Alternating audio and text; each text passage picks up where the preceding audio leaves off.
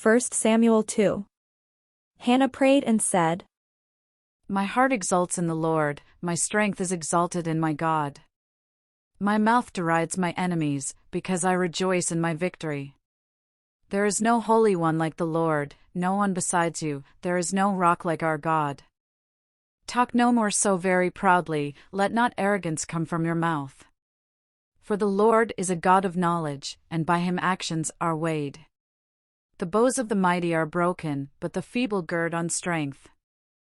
Those who are full have hired themselves out for bread, but those who are hungry are fat with spoil. The barren has borne 7, but she who has many children is forlorn. The Lord kills and brings to life, he brings down to Sheol and raises up. The Lord makes poor and makes rich, he brings low, he also exalts. He raises up the poor from the dust, he lifts the needy from the ash heap, to make them sit with princes and inherit a seat of honor.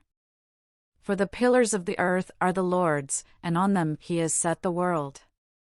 He will guard the feet of his faithful ones, but the wicked shall be cut off in darkness, for not by might does one prevail. The Lord! His adversaries shall be shattered, the Most High will thunder in heaven. The Lord will judge the ends of the earth, he will give strength to his king, and exalt the power of his anointed. Then Elkanah went home to Ramah, while the boy remained to minister to the Lord, in the presence of the priest Eli. Now the sons of Eli were scoundrels, they had no regard for the Lord or for the duties of the priests to the people.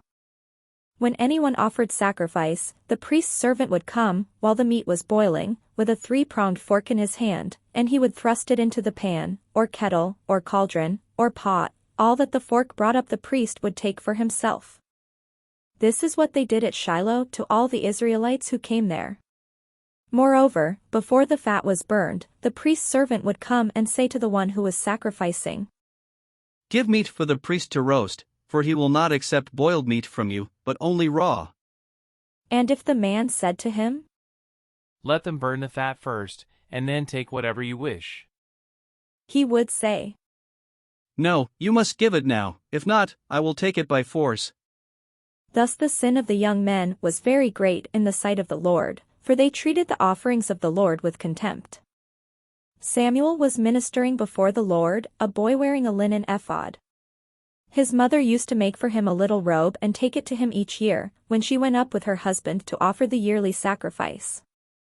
Then Eli would bless Elkanah and his wife, and say, May the Lord repay you with children by this woman for the gift that she made to the Lord. And then they would return to their home.